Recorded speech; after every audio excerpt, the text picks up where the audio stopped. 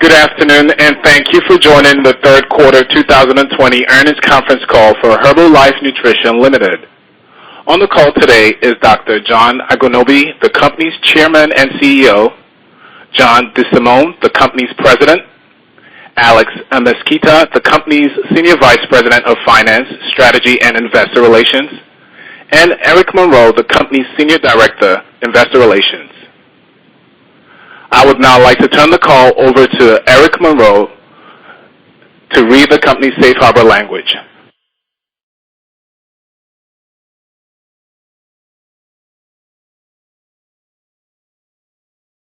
Before we begin, as a reminder, during this conference call, we may make forward-looking statements within the meaning of the federal securities laws. These statements involve assumptions and are subject to known and unknown risks and uncertainties that could cause actual results to differ materially from those discussed or anticipated. For a complete discussion of risks associated with these forward-looking statements in our business, we encourage you to refer to today's earnings release and our SEC filings, including our most recent annual report on Form 10-K and quarterly report on Form 10-Q. Our forward-looking statements are based upon information currently available to us. We do not undertake any obligation to update or release any revisions to any forward-looking statement, or to report any future events or circumstances, or to reflect the occurrence of unanticipated events.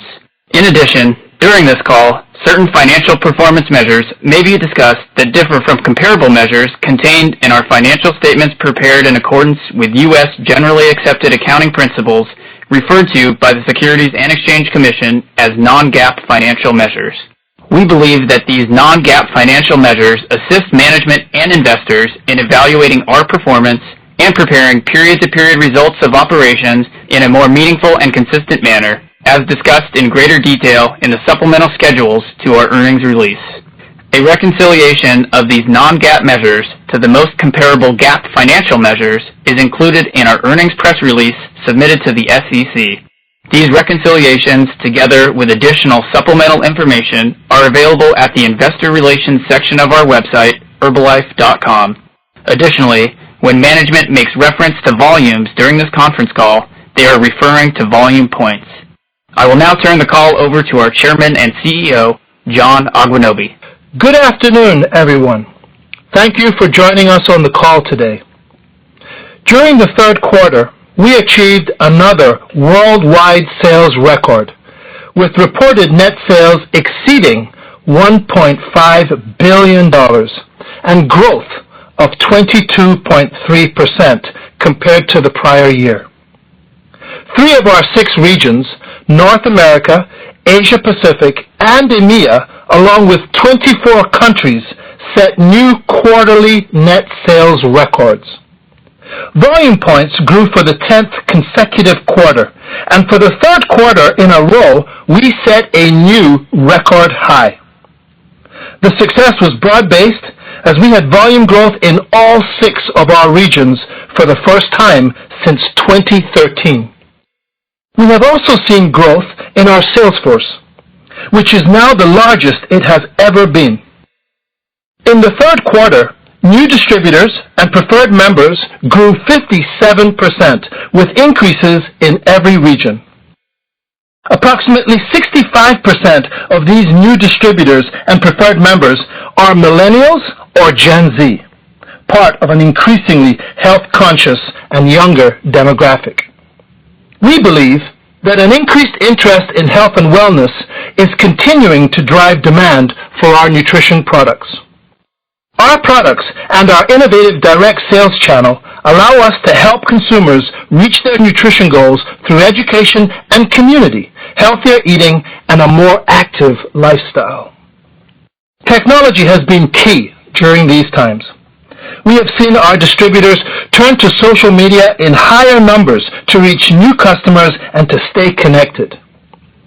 We are empowering our distributors with enhanced technology tools for ordering, analyzing business performance, and customer retailing.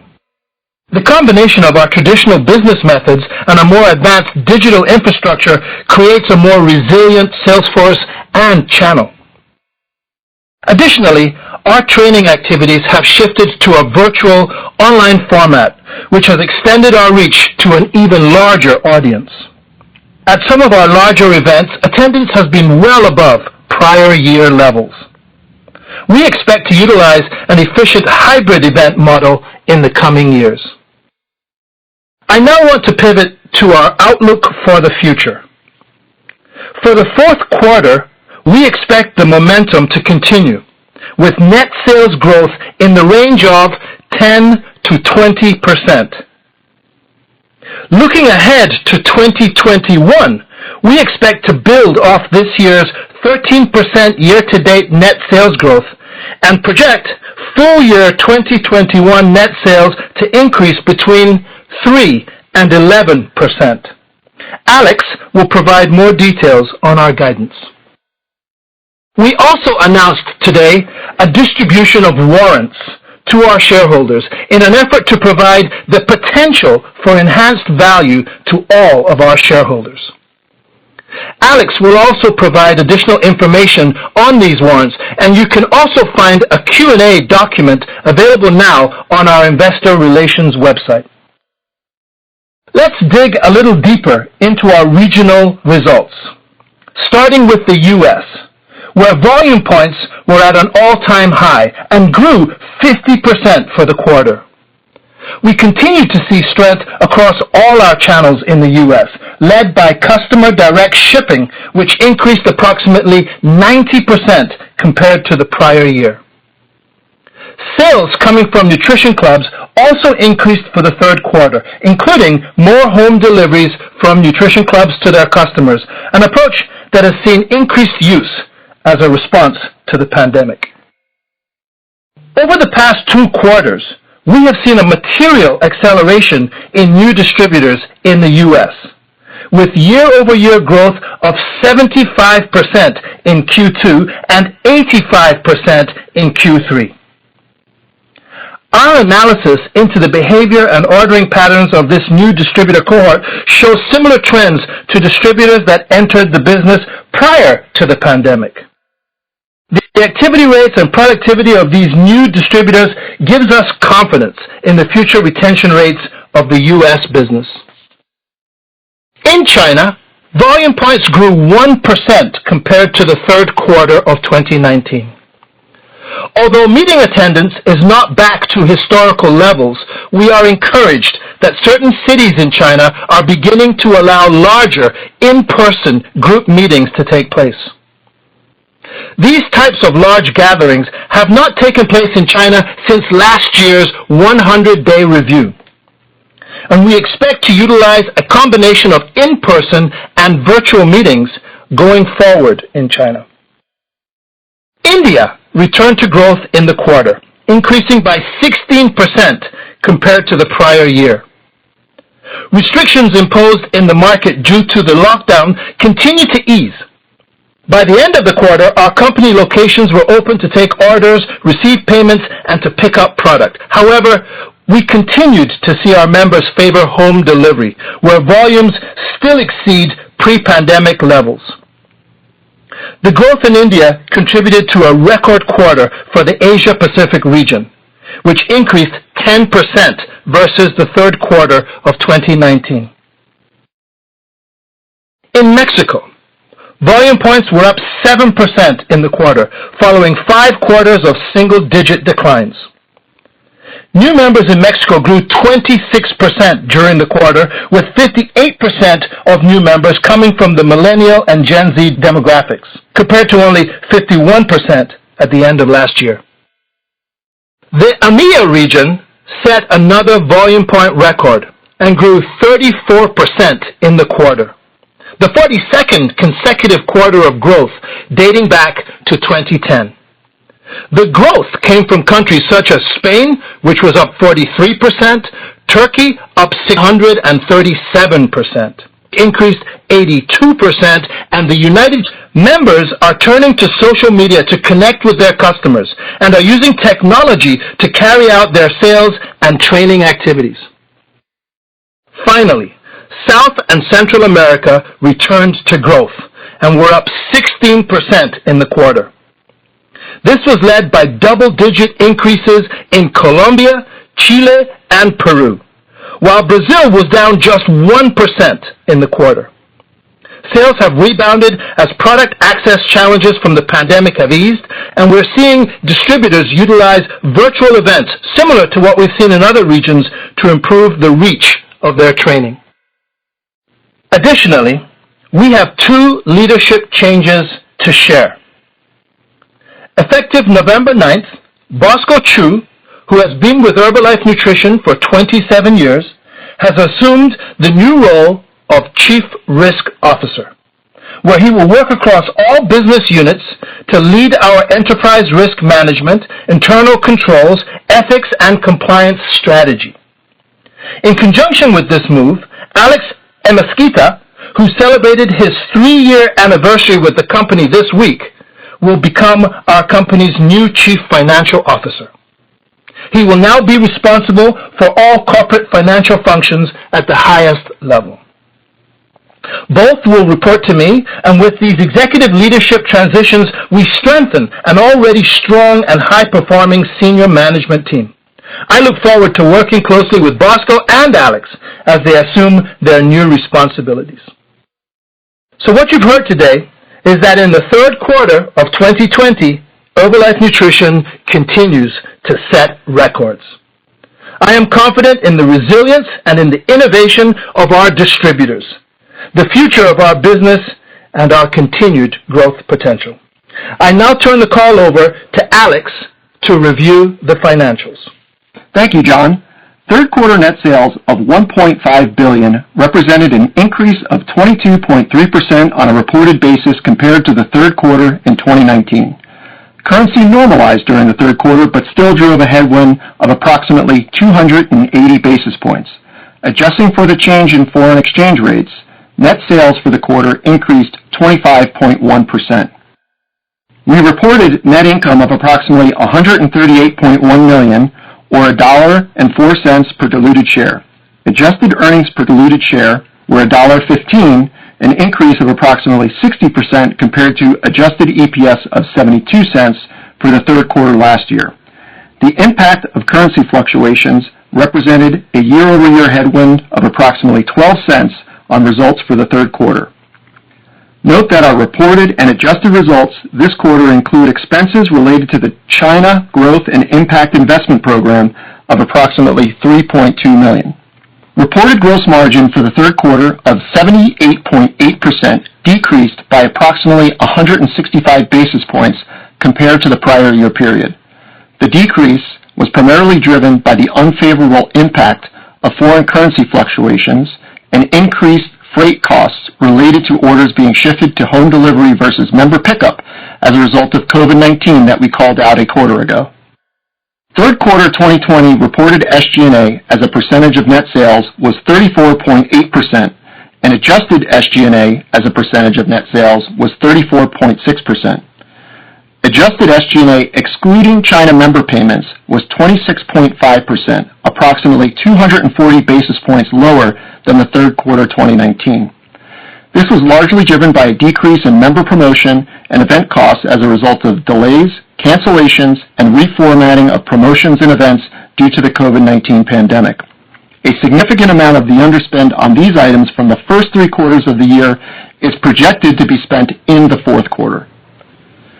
Our third quarter reported effective tax rate was approximately 19.5%, and our adjusted effective tax rate was 16.3%, which was lower than the prior year, primarily due to favorable changes in the company's geographic mix of income and a reduction in the income tax rate of certain foreign jurisdictions. As John mentioned, we are issuing guidance for the remainder of 2020 and providing initial guidance for 2021. While there is still uncertainty related to the impact that COVID-19 might have on the future performance of the business, we have gained increasing confidence in the business and operational trends in response to the impact of COVID-19 throughout 2020. For the fourth quarter 2020, we estimate volume point growth in a range of 10 to 20%. Net sales are also expected to be in the range of 10 to 20% growth, which includes an approximate 350 basis points currency headwind versus the prior year.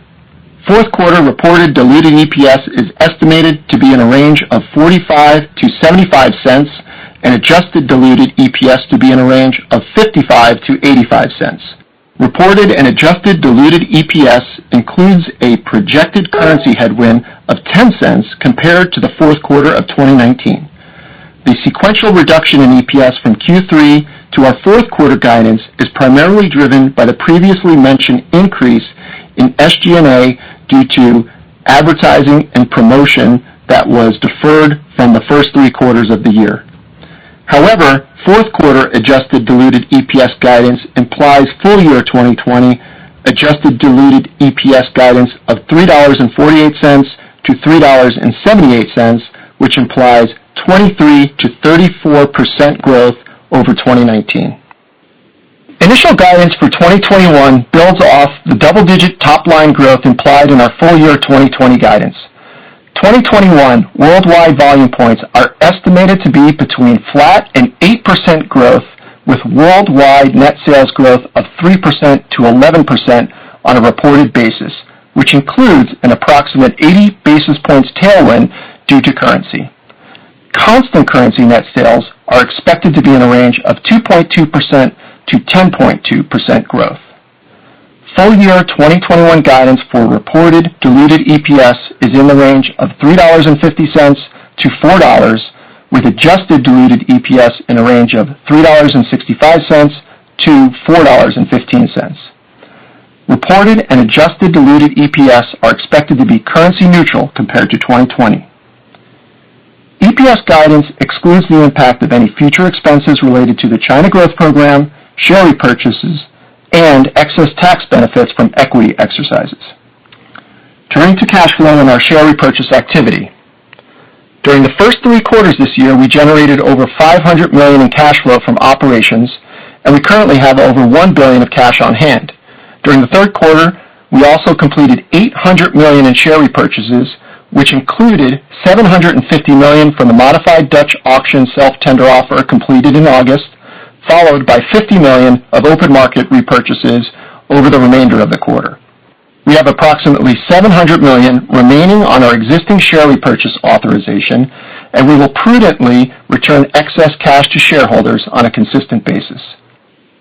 To potentially unlock additional shareholder value, we are making a pro rata distribution of warrants, where shareholders of record will receive 1/4 of a warrant for each common share held.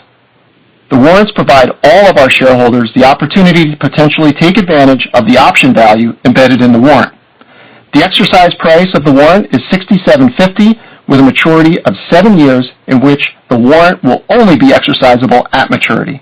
Should the warrants be exercised at maturity, the company has the ability to net settle the warrants in shares, which minimizes any impact on our diluted share count. The record date for the distribution is November 16th, and the payment date will be December 14th. We continue to believe the repurchase of common shares, along with the distribution of warrants, is consistent with the company's long-term goal of maximizing shareholder value. This concludes our prepared remarks. Operator, please open up the line for questions. Thank you, sir. As a reminder, to ask a question at this time, you would need to press *1 on your telephone. To withdraw your question, please press the # key. Please stand by while we compile the Q&A roster. I show our first question comes from the line of Doug Lane from Lane Research. Please go ahead. Yeah, hi.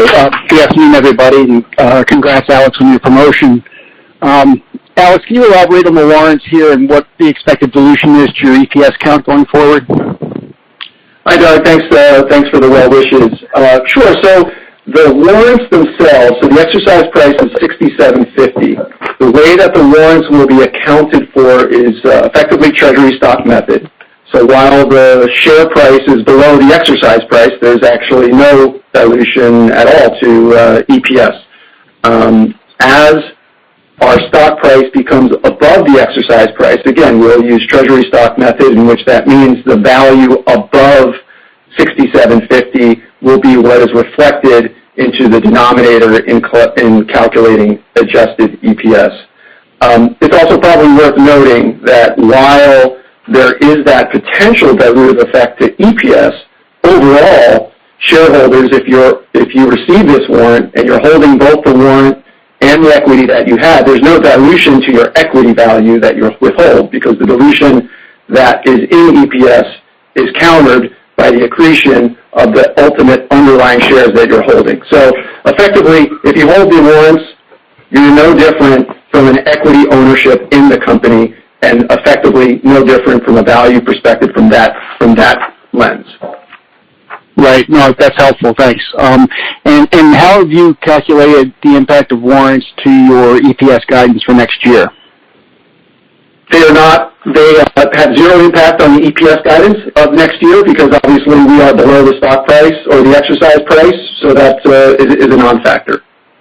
Okay, that makes sense. And then you mentioned $700 million left on your stock buyback. I assume that no stock buyback is factored into your EPS guidance for next year as of yet as well. That is correct. And as you probably heard in my remarks, post the tender offer, post the $750 million of tender offer, we did do $50 million worth of open market repurchases. I think, going forward, again, I think this is a message we've been saying. The company generates a lot of cash. We typically don't have a lot of uses for those cash, or excess cash. Returning cash to shareholders by way of a repurchase is a good way to do that. I think that, that $50 million level that we did last quarter is probably a good level, generally speaking, as we look forward. Obviously, it might be less, or might be more, depending on the facts and circumstances of the quarter. But back to your original question, guidance does not have any of those repurchases factored into that EPS guidance for 2021. Okay, thanks. I mean, just lastly, the acceleration in growth here has been pretty astounding. And, I've dealt with these models for a long time, and I just need help understanding how you expect this momentum, this acceleration that we're seeing, to revert back to the single digits so quickly in 2021. Yeah, well, so I think if you look at the guidance range that we have in Q4, right, so Q4 is volume point growth between 10 and 20%. So I think even in Q4, what we're effectively saying is, on the high end of the range, the business continues to perform, as you've seen through much of Q2 and through Q3. And in the low end of the range is a beginning of a deceleration to a more normal growth rate. Now, obviously, we're still in a circumstance where there's not as much visibility as we have historically had. But as we look at the sustainability metrics, as we look at the underlying metrics, we can see the top end of the range being a plausible outcome, and we can see the low end of the range be something as COVID might have some impact on the business. Yeah, Doug, this is John D. I'm going to jump in and just add to Alex's comment. Look, I mean, the growth rates this year are tremendous, and you follow this industry for a long time, and there are spikes in growth and some leveling off. I like to look at our guidance and stack it up over 2 years to see that the sustained growth this year becomes part of the foundation. Once you start comping the numbers we've had this year, it gets a lot harder. So I prefer to. I think the easier way is just look at 2 year stack. Okay, fair enough. Thanks, John. Thank you. Our next question comes from the line of Karru Martinson from Jefferies. Please go ahead. Good afternoon. I'd like to offer my congratulations, Alex, as well on the promotion. Just in terms of the distributor growth, I mean, 85% in the U.S., what is the typical person coming in terms of their involvement here? You mentioned 65% globally, I think millennial and Gen Zs. What are you seeing in the U.S. and how are they spending? Yeah, this is John D. I'll take that one. I mean, the mix is mixing younger. It's skewing younger, which is exciting for us as a company. And I know you're asking for the U.S. specific. I don't have it offhand, but in general, across almost all of our markets, the new members coming in are millennials or Gen Zs. Mexico was a market that was kind of further behind some of the other markets, and in the third quarter, 65% of their new members were Gen Z or millennial, and so that's a big pickup. So There's strength in our distributor base getting younger, and that's exciting. As far as their purchasing patterns, from an overall volume standpoint, not much different than what we had seen pre-COVID. So we got a lot more people coming in.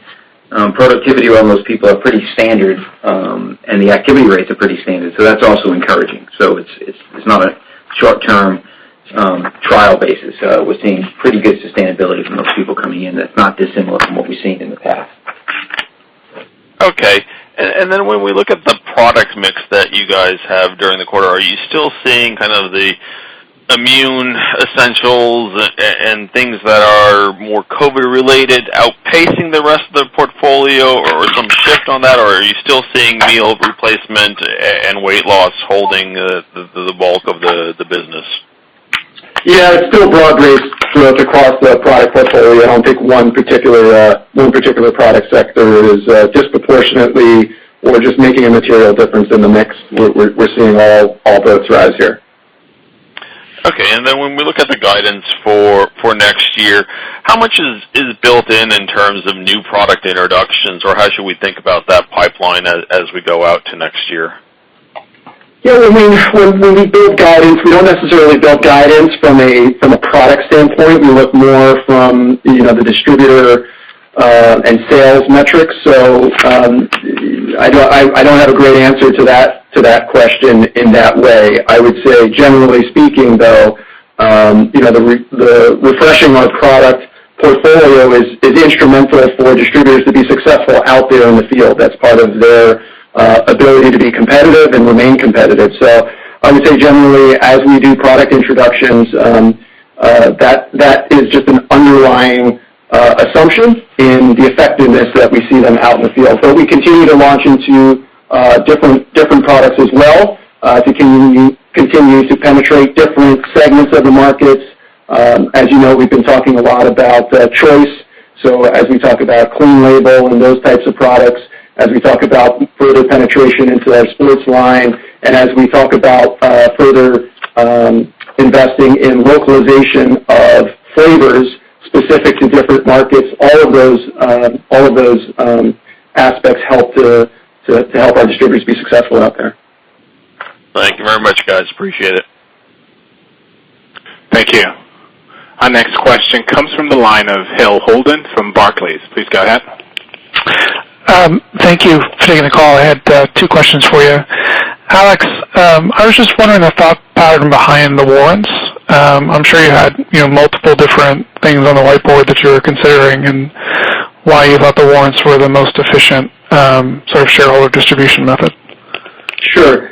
So there's no judgment on most or least. To me, the warrants become just another lever in unlocking shareholder value, or the potential to unlock shareholder value. Obviously, there's a lot going on in the business.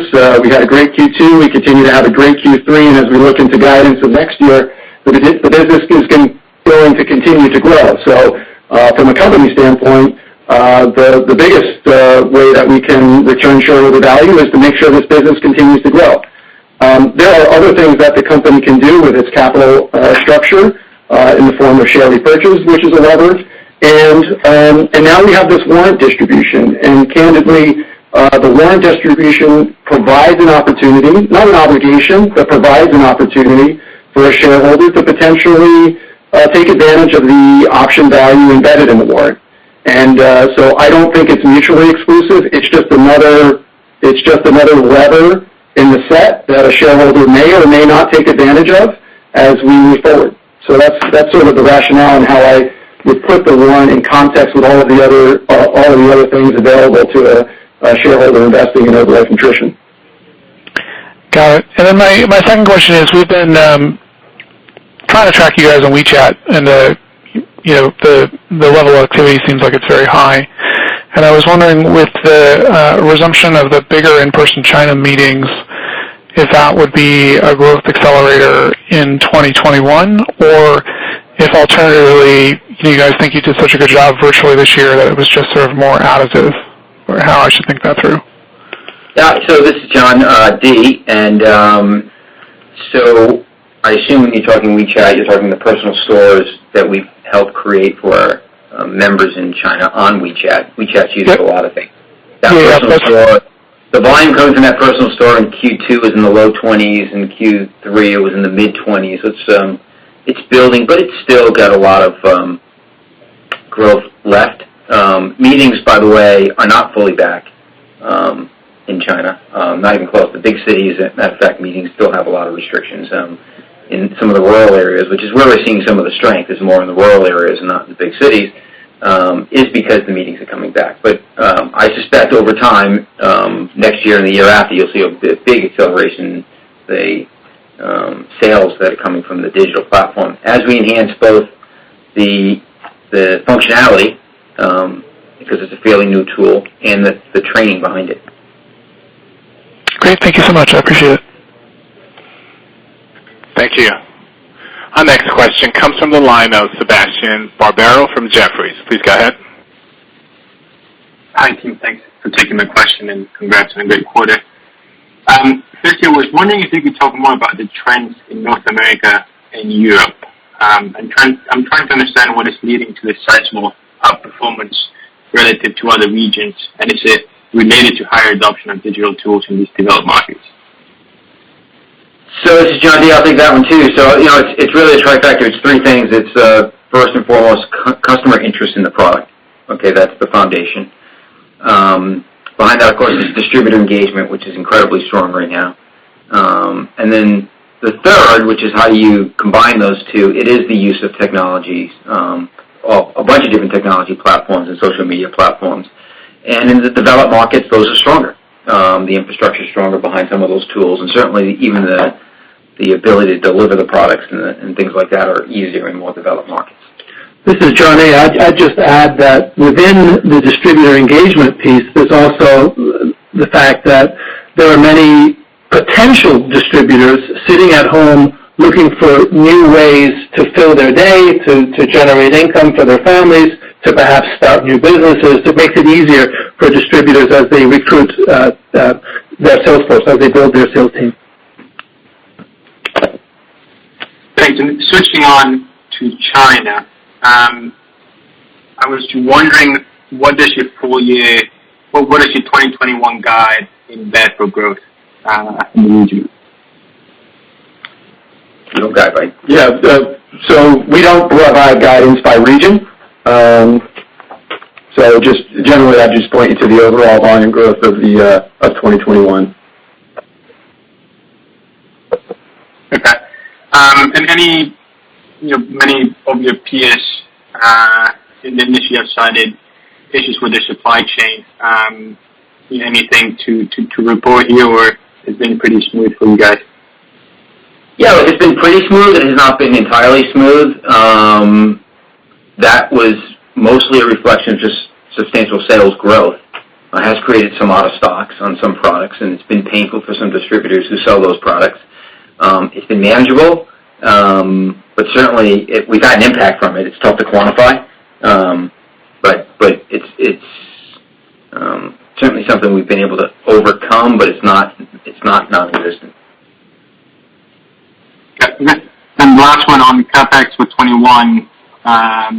It's almost double what it was in 2019, but obviously there was a bit of underinvestment in 20. Is that just a catch-up effect? That's right. It's a bit of a catch-up.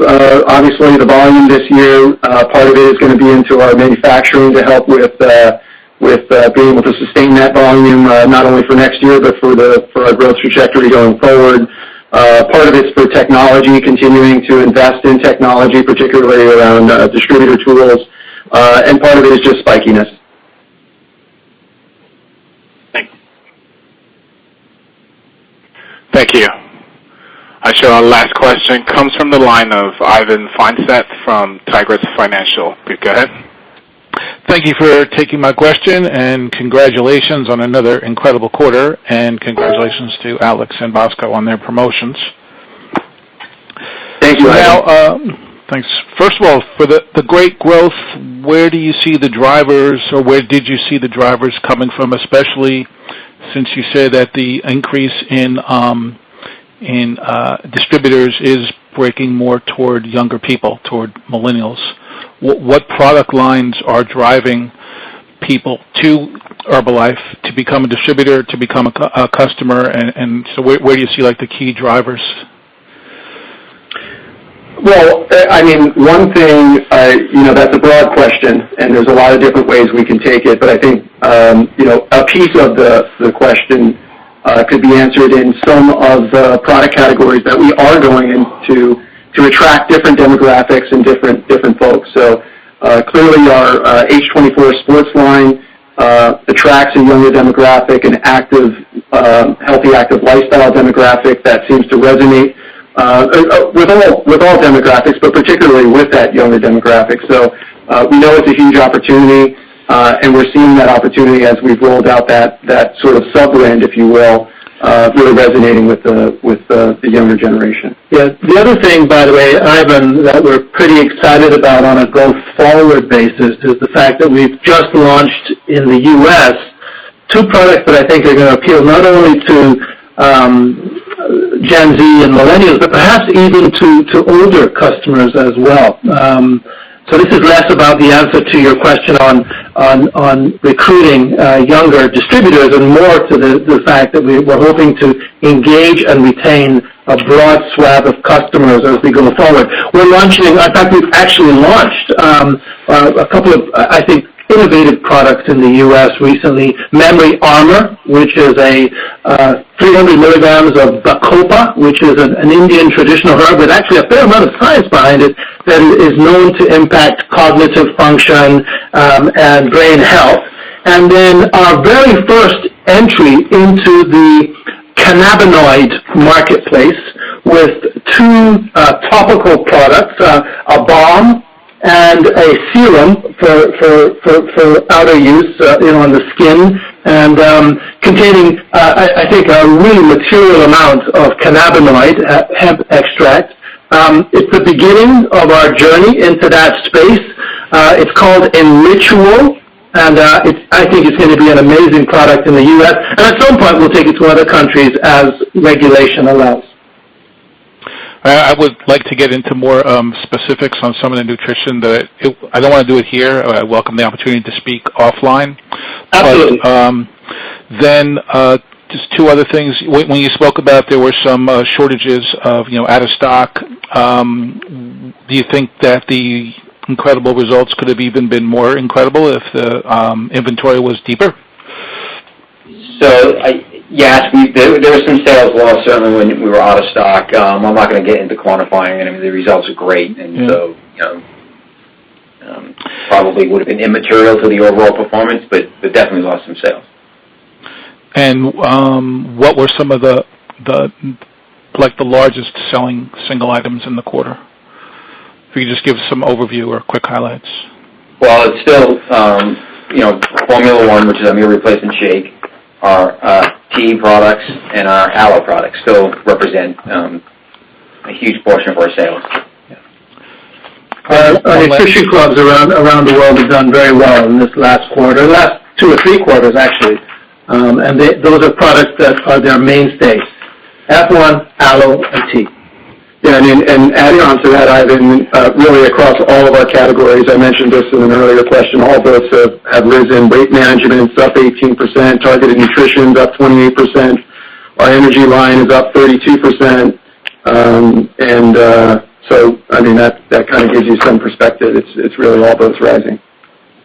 Then, just quickly as an example, there was an article in the Wall Street Journal that's saying one of the even younger people who have had COVID are experiencing memory loss. Do you think that's a driver of the new memory product or helping it? No. It's completely unrelated. We have actually very, very carefully thought to separate anything that we do from the pandemic. Our hearts go out to those that have lost loved ones, or those that are suffering, and we've been very clear, the team and our distributors, on focusing on our traditional business. It's the traditional business that's performing, and it's not about a direct response to COVID in any way. Okay, and then my last question, you keep talking about digital tools and investments in digital tools. What are some of the areas you're going to expand? And also, you have some great content that you have on this Herbalife Fitness website with, exercise videos.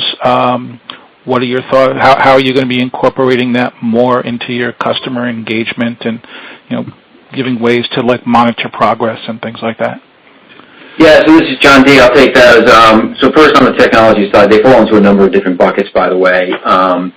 Some of them is in fact capturing customer transaction data. Segmentation, as you know, has been rolled out in a number of countries. It's in 8 countries as of today. Over the next 6 months, it'll be in 8 more. By the end of next year, 80% of our volume, maybe in excess of 80% of our volume, will come from countries that have the preferred customer program, and there's a lot of programming in there, country by country. It's not something you just turn on a switch and roll it out. So that's certainly one. There are POS tools that we will roll out. So the U.S. has a version of a POS tool. We will look to roll that out in countries that want it. And there are a number of countries that want it because we think that's an efficiency tool for distributors that have clubs, but it can be used for more than just clubs, and I think it also can help increase the economic value of their customers. There's also just general online tools. So we have tools that are, online sign-up, online ordering. Those are the best in class for us will get rolled out globally. So there's just a whole host of tools that we're going to invest in over the next year plus. It'll take more than a year, by the way, but a big investment comes next year. And then there's, of course, on the sports side, we are going to look to make sure that portal that's got all that information is easy to use and in different formats, so it can be mobile and things like that. And that's, I think, not only ties into our Herbalife 24 program in general, but even those who aren't on Herbalife 24, there'll be a version on the fitness portal for them also to do some basic fitness. Thanks for the question, Ivan. Thank you, and congratulations again. Thank you. Thank you. I show no further questions in the queue at this time. I'd like to turn the call back over to the Chairman and CEO, John Agwunobi, for closing remarks. Thank you. I'll keep this very quick. We're very proud of the work of our independent distributors around the world. They've really, I think, risen and grown their businesses and supported their customers in a way that makes us all extraordinarily proud. I'm also particularly proud of our team and the way that it has responded to that growth and to that increase in demand for our services, our products. And when all is said and done, big congratulations from myself to Alex Mesquita, our new CFO, and to Bosco Chu, who's transitioning from CFO to what I think is going to be a critically important role as Chief Risk Officer, our goal being to be a model in that space in the future. The future is bright, and as we say around here, we all feel like we've only just begun. And I'll end on that. Ladies and gentlemen, this concludes today's conference call. Thank you for participating. You may now disconnect.